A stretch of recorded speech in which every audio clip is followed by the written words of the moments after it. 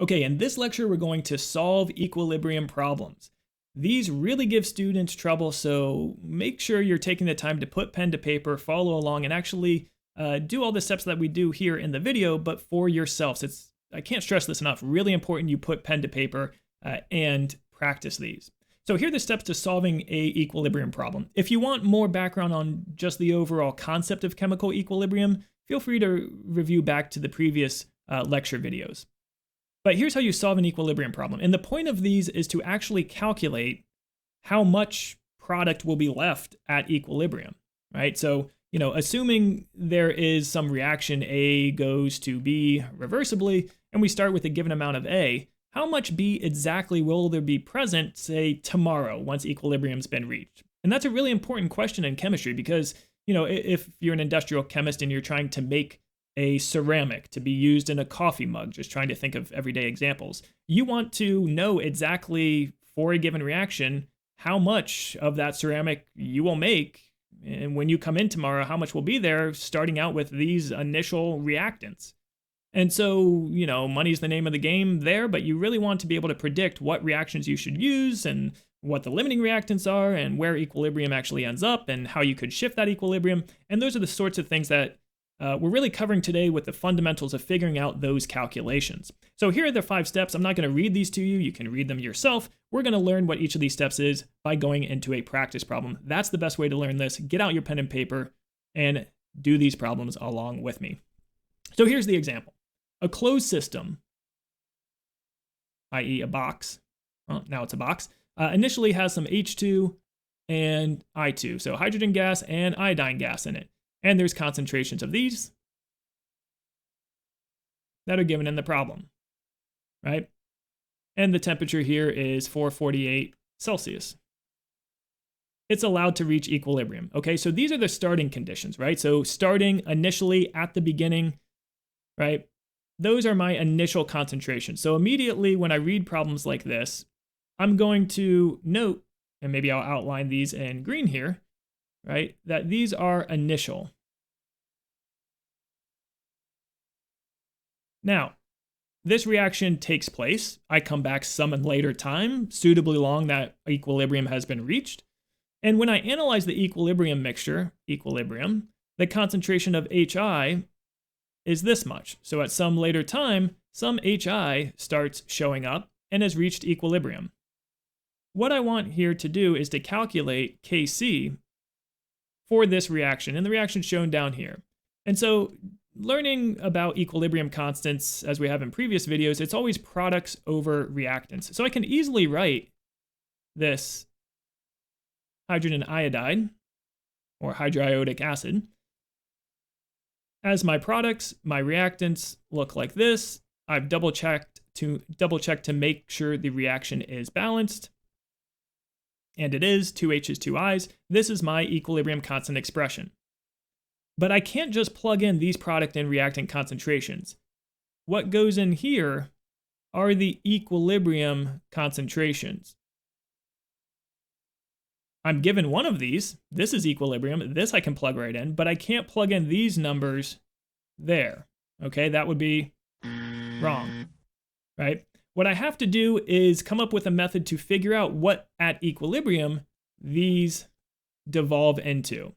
And the way we calculate that is with something called usually an ice chart or a rice chart. And so this is what I want you to set up, something like this. Sometimes they're called a rice chart for the R, I, C, E for equilibrium, right? And you fill in with everything you know. So I've already filled in this table with initially, these things are present. At equilibrium, this is the amount. And that's all I've entered so far, right? The reaction, I can write it up here.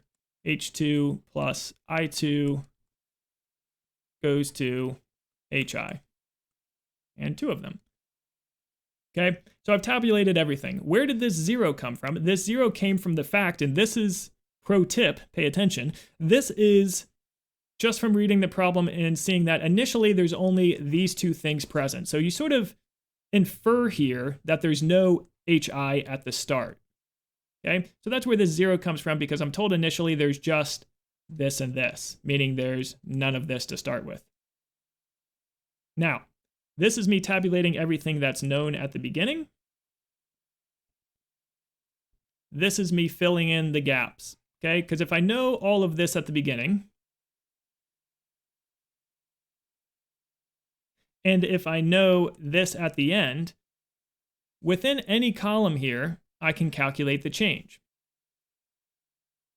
Right? Because remember, if I know I started with nothing and at the end I had this much, well, then it went up by that amount. So this column right here, or this entry in the table, I should say, is how much it changed. So that's this change.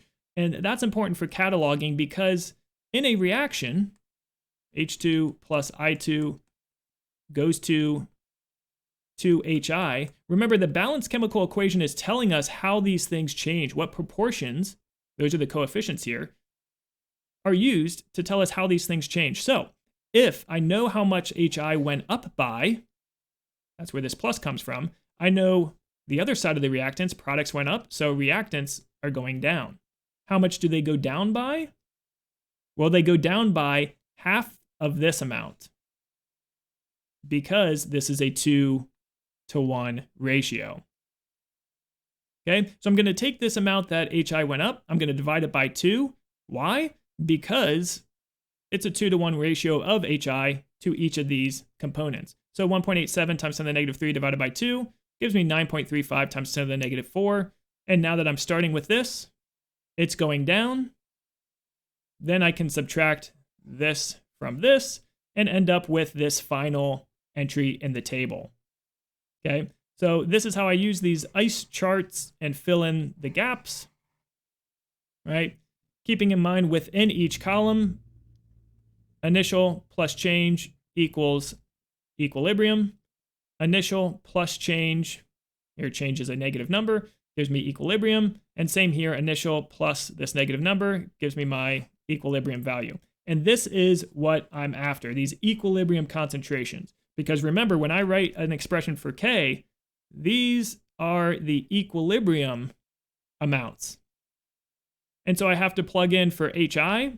Well, I was told equilibrium in the problem. That's good. But I have to plug in these H2 and I2 values I've just deduced here and here, respectively. And so that's what I've done now. Plugging all these in, I get a final Kc value, which, looking back at the question, it's been a while, was exactly what we had to calculate. Calculate Kc. Okay? So now this is showing us how we're calculating an equilibrium constant given an experiment. And now for this reaction that we know this equilibrium constant, if we run it in the future, right? Or we want to set it up with different components, different amounts of reactants or products, I already know and have calculated the equilibrium constant. So I know there's always going to be this ratio of products to reactants at the end.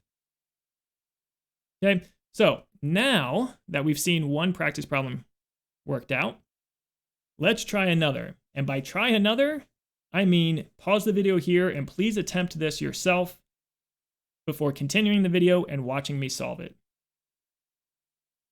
Okay, we're going to make an ice chart. We can read through all this, and it's probably a good thing to do. A mixture of this much CO2, this much H2, and this much H2O is introduced to a container. Here's the equilibrium reaction. At equilibrium, there's this. What is Kp? It's asking for Kp because everything is pressures here, not Kc. A mixture of this, this, and this is introduced to the container. So those are green, those are our initial. Red here is our equilibrium.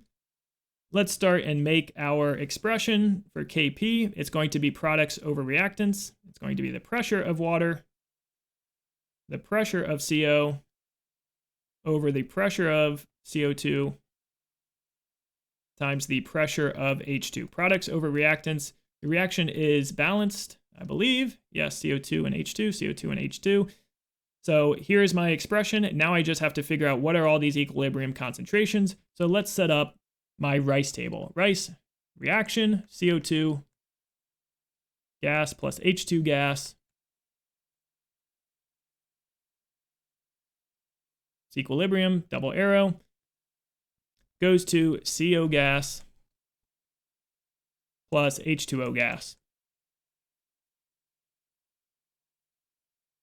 Okay, and now I set up my chart, initial, change, equilibrium, right? And now you will see a poorly drawn box.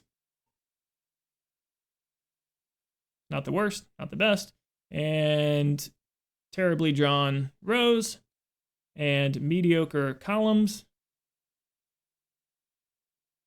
And boom, hard work is done. I've drawn the ice table. Now I'm going to go through and enter everything I know, which means go back and reread the problem. 4.10 atmosphere CO2 introduced. 4.10 atmosphere of CO2 is introduced. Beautiful. 2.05 atmosphere of H2 is introduced. 2.05 atmosphere of H2 is introduced.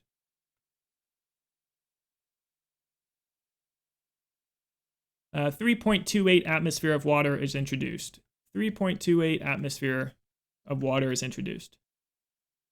Doesn't say anything for carbon monoxide being introduced, which means that is 0. Okay, a lot of students will get confused at what this is and not have it in there. You can fill it in because initially you're told it's these 3 other things.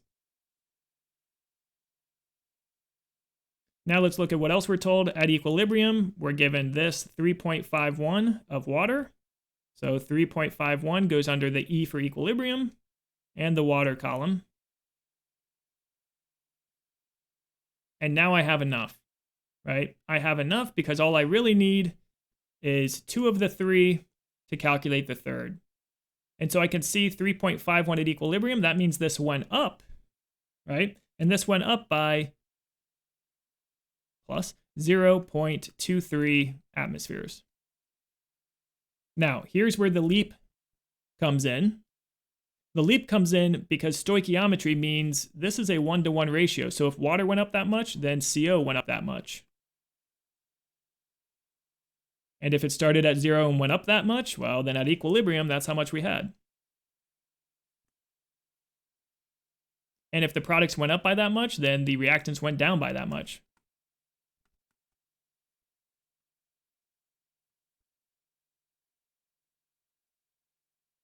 Right, so 2.05 minus 0.23 is 1.82. That's quick maths. 4.10 minus 0.23 is 3.87. That's quick maths.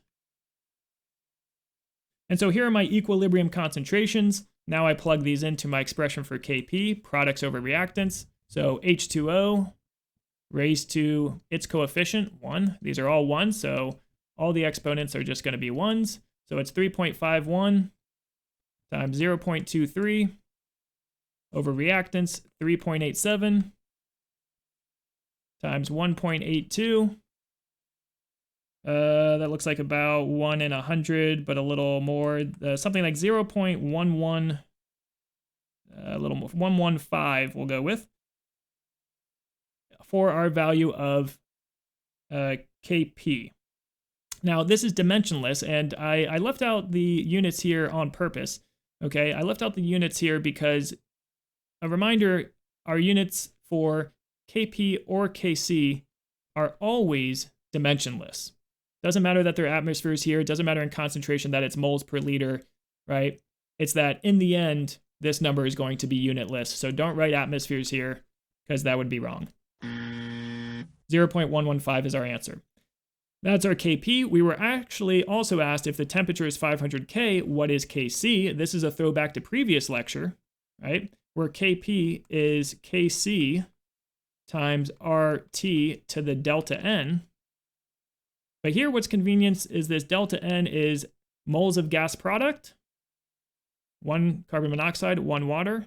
Those are my products, minus 1 hydrogen, 1 CO2, moles of reactants, 0. So my delta N here is 0. Anything to the 0th power is 1.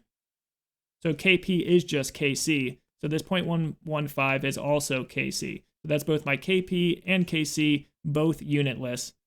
That's my final answer.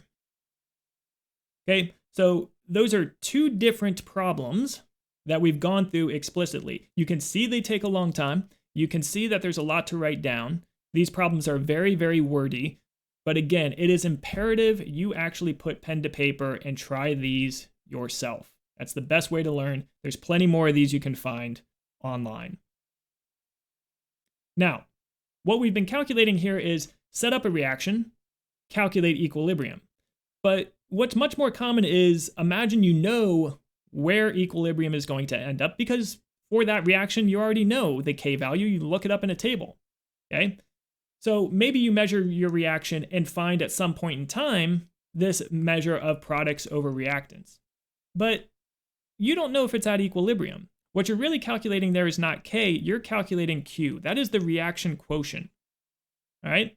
It's a quotient, one thing divided by another for your reaction. Now, if K is equal to Q, then yes, you're at equilibrium. That's great. But most of the time, you don't know if you're at equilibrium or not, so you calculate products over reactants and compare it to K, right? What you're calculating there is Q. You might not necessarily be at equilibrium yet, but just take your products over reactants, either the concentrations or the pressure, and calculate out Q for yourself, right? Q is going to approach K, but if Q is less than K, right, Q is products over reactants, right? If this is less than K, and K is where things end up, right, then that means I don't have enough products and I have too many reactants. The denominator is too big, the numerator is too small, this number is too small to get to K. I better make more products. So products have to go up, reactants have to go down, right? And both will do so until I reach K, right? So for Q less than K, it proceeds towards the products, right? So here's my reactants going to products. I measure products and reactants. I get a Q that is less than the K value. Well, then I know more reactants have to go to products, and the reaction will proceed in that manner. Okay, if the opposite is true, Q is less than K,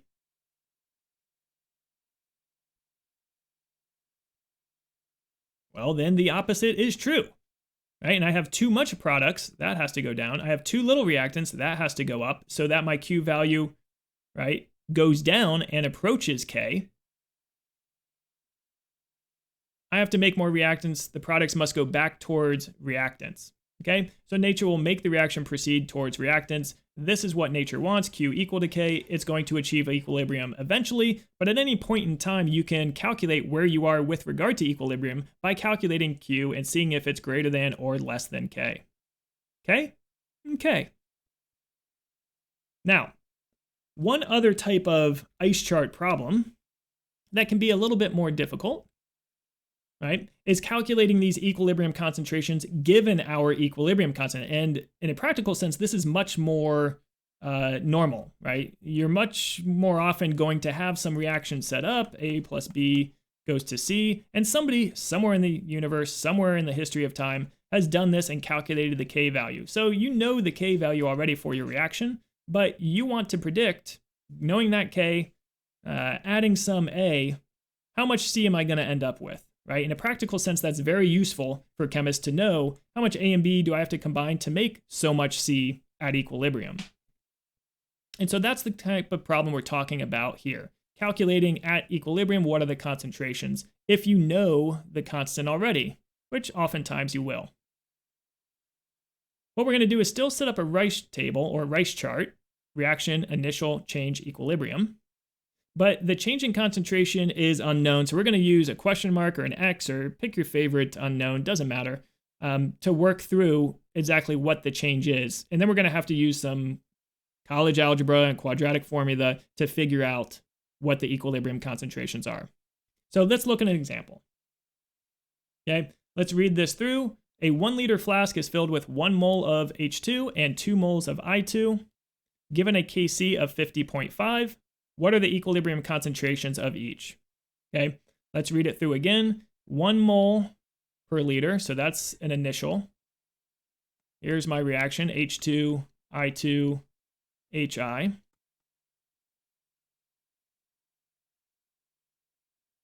One mole per liter, that's my initial. And 2 moles of I2, 2 moles, that goes here. I'm not told I'm adding anything else, so this is 0. And this is all I have. I have this and my value of Kc is 50.5. That's all I know. Before, we were given an equilibrium concentration, right? We were given this, back calculated this, moved it over to here, and then calculated each of these, and plugged each of these three things into our expression for Kc or Kp. Now what we're doing is a different setup. We know each of these. We don't know any of our equilibrium, but we know this. But we'll see we have enough information to work out and fill in the entire table. What we're going to assume is the following. If I have no HI, then that can't go down. I can't have negative matter. So I know this is going to be a plus, which means I know these are going to be minuses. So that's usually the first place I start, is identify what's going up, what's going down. And now go through and look at the stoichiometry 1 to 1 to 2. So if these are going down, let's call it down by x minus x and minus x then, 1-to-1 ratio of the reactants. Then the product is going up by plus 2x. And now I take initial and change, and I have identified, in terms of x, of course, what my equilibrium concentrations are.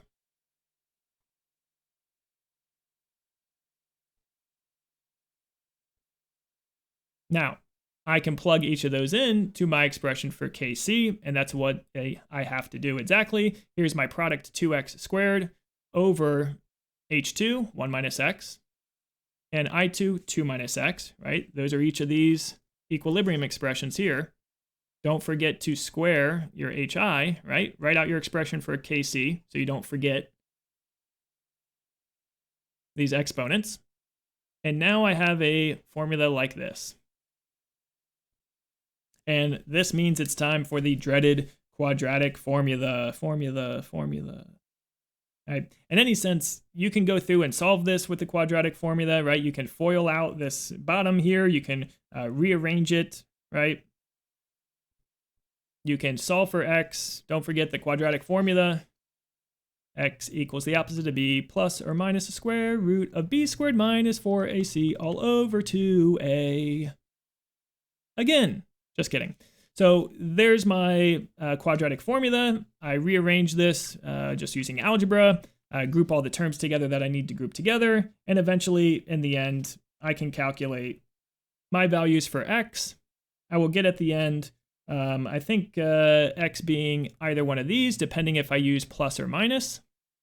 So you should always get two values, but I guarantee only one of them will make sense. One might be a negative number, one might be a positive number, but what I want you to look at is whether adding them in makes sense. If I subtract from 1 mole per liter 2.3, that does not make physical sense, since I would wind up with a negative value. Negative 1.3-ish molarity doesn't make sense. That can't be an equilibrium concentration. I can't have negative moles. So instead, the answer must be the x that I want is 0.935. Because I can subtract that from 1, right? What I'm trying to calculate here are my equilibrium numbers. I've plugged them in and solved for x. Now I plug x back in here, here, and here. So 1 minus 0.935, 2 minus 0.935, 2 times 0.935, and here then is my final answer for these three. Concentration.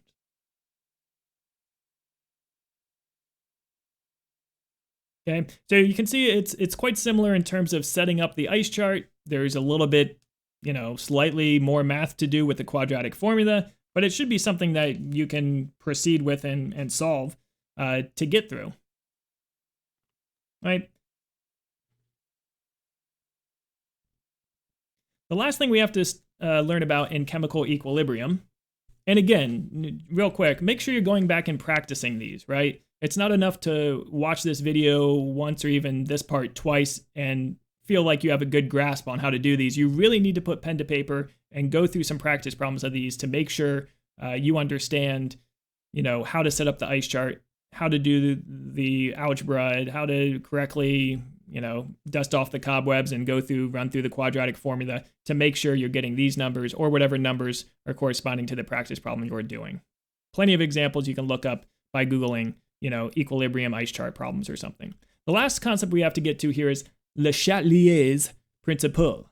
And LeChatelier's, Henri Louis LeChatelier's, almost killed his assistant actually by studying nitrogen and hydrogen reaction in the Haber process, and the explosion, set him back several years. And Fritz Haber ended up beating him to the punch and discovering the Haber process that led to a feedstock for ammonia and actually fed a lot of people. A feedstock for fertilizers in the Haber-Bosch process. And 2 plus 3H2 goes to 2NH3. So this guy, Henri Louis LeChatelier's, was studying this reaction to try to make ammonia, to try to synthesize fertilizers to feed the world. But as part of his studies, he blew up his laboratory, almost killed his assistant, and destroyed most of his laboratory work, such that Fritz Haber beat him to the process, figured this out, and now we call this the Haber process and not the LeChatelier's process. All that aside, LeChatelier's was smart enough to figure out these principles that you can shift a reaction and make more of this ammonia by changing the amounts of products or reactants, by changing concentrations, that is, by changing pressure, or by changing temperature. And these are knobs you can turn to shift a reaction to the right or to the left, towards your product or towards your reactant, depending on what you want to optimize. And his principle goes like this: if a system is at equilibrium, it's gotten there. I'm now going to disturb it by changing the temperature, the pressure, or a concentration. And this reaction will shift its equilibrium to counteract that disturbance, right? And so let's look at each of these three things: concentration, pressure, and temperature. We're going to stress the system, okay? And the reaction is going to shift to remove that stress. So let's look at concentration. If the system's in equilibrium and I add a reaction component, then the reaction's immediately going to use it up. So here, imagine I have a reaction, right? And I add a bunch of A at this point in time, right? Hence, the A value goes up immediately. The reaction immediately starts using A up. And so at long times, I'll now have shifted the equilibrium from this much A and this much B, right, to slightly more A, but a lot more B, okay? The opposite will be true if I remove, right, some B. If I remove some B, then the A is going to shift and make more B as a result. So you can remove B to create more B. And in a practical sense, you can remove B and store it somewhere, and the reaction will shift and make more B. And then you can remove B and store it in that same place, and the reaction will shift and make more B. And then you can remove more B and store it in some place, and the reaction will shift to make more B. And so this is how you can optimize and really get a lot of your product out by continuing to take a little bit out, because the reaction is going to shift to compensate, okay? Or you can just add more and more A. That does the same thing. The reaction will shift and use these up to make more B. Okay, so that's concentration. We can also change the volume or pressure, since these two things are related. Look up Boyle's law. When gases are involved in equilibrium, a change in pressure or volume will affect this equilibrium. So again, here's a reaction: 2A goes to B, right? And here's all the B molecules. Here's one, they're labeled in red. You can see them, right? What if I increase the pressure? Okay, if I increase the pressure, the reaction is going to shift to relieve that pressure, okay? And how is that going to happen? If I increase the pressure in the cylinder, maybe by decreasing the volume, then the reaction is going to shift, and it's going to shift to the right in that scenario. Why? Because I can use up two molecules to generate a single molecule. And so I can lower my pressure of my reactants, or my products, I should say, of my molecules in general, by shifting the reaction. Okay? So if the external factor, i.e. the scientist, us, increases the pressure, the reaction is going to shift, in this case, to the right, to use up whatever there's more of to decrease the amount of gas overall. and I can shift this to the right, creating 1 molecule of B and using up 2 molecules of A, so there's a net drop in the total number of molecules. In the same way, I could increase the volume, move it to a larger container, thereby decreasing the pressure, and in that case, the reaction will shift, in this case, to the left, back towards the reactants.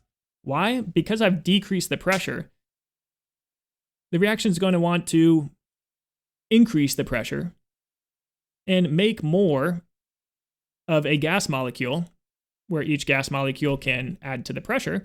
So it's going to shift left because I can take one of these B's and make 2 gas molecules where I just had 1 before. And so the reaction will now be mostly A because I get 2 A's for every 1 B and increase the total number of molecules I have, thus offsetting your decreased pressure with a molecular increase in pressure. So that's concentration, that's pressure. The last one is temperature. And here the knob I can turn is, the temperature. Put it in an ice bath to lower the temperature, put it in an oven or on a hot plate to increase the temperature. But this depends on whether the reaction is endothermic or exothermic. Here visually we can see how it's going to be altered. Here visually we can see how it's going to be altered for concentration or pressure. But for temperature, we need to know the change in enthalpy, okay? And as a reminder, change in enthalpy positive, we call that endothermic. Suppose I could write that here under endothermic, delta H greater than 0, endothermic.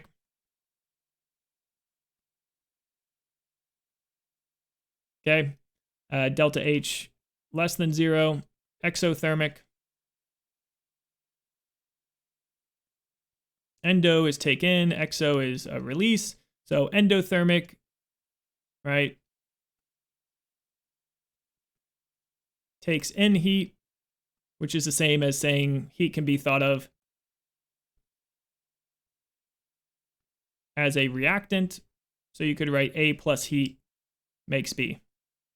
Exothermic, heat is released or produced. So A makes B plus heat. Heat is produced, that's exothermic. And so now it depends if it's endothermic or exothermic, because now I can just go back to treating this like a reactant or product concentration. So you can think of heat as being a reactant or product. And so if I add temperature and add heat, if I increase the temperature by adding heat, then the reaction is going to shift to the right. Okay? So if T increases, shift right. If T decreases and I make the thing colder, then I'm removing heat and that reaction shifts left. And the opposite will be true in the case of the exothermic reaction. T increases, heat is over here, so if I add heat, the reaction is going to shift left.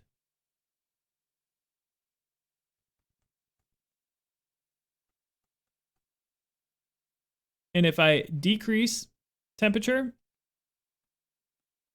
thereby removing heat, then if I remove a product, the reaction compensates and tries to produce more of that product, so it shifts to the right. Okay, so make sure you're paying attention whether you're increasing or decreasing temperature, or whether it's endothermic or exothermic. Okay, so that summarizes LeChatelier's principle, how we can shift this reaction. And this is like a really important thing in chemistry, because a lot of times you're going to set up a reaction, okay? You're going to find out where it settles out and achieves equilibrium, but maybe it didn't make enough of the product and you want more of that product, okay? Well, see if you can add more reactant to shift it to product. See if you can change the volume of or pressure to make more product, or see if you can change the temperature, right? And this was really the brilliance of both Haber and LeChatelier's, is taking, the ammonia reaction I talked about before for creating fertilizer and feeding the world, and running that reaction at different temperatures and pressures. They end up being kind of extreme, so LeChatelier's blew his lab up. But once you figure out what temperature and pressure is necessary to make more of the product, ammonia in that case, you figure out how to make this really important chemical that's a feedstock for fertilizer and feed the world. So on that note, that does it. Oh no, we have one more slide here, sorry, for this lecture. Catalysts, we mentioned this at the end of our module on kinetics. We'll mention it again here. We talked about catalysts increasing the rate of a reaction, right, by lowering the activation energy. So here the activation energy, the top of this peak was here, and now it goes to here, right? The activation energy went from this amount, I have to supply that much energy to get over the hump, to just this amount of energy to get over the hump.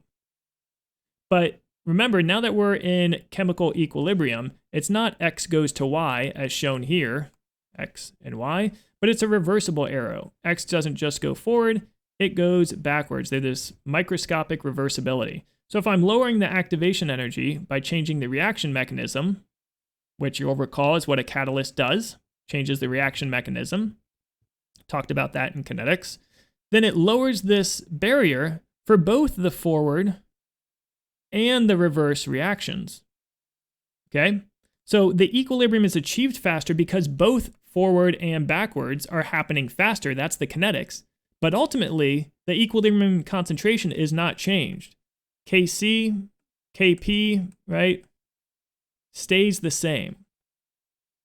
And that's the nature of a catalyst, is it's something that speeds up the reaction, okay, that is regenerated and is not consumed, alters the mechanism, but does not affect equilibrium, right? It affects the kinetics, it does not affect the thermodynamics, the equilibrium, where the reaction ends up.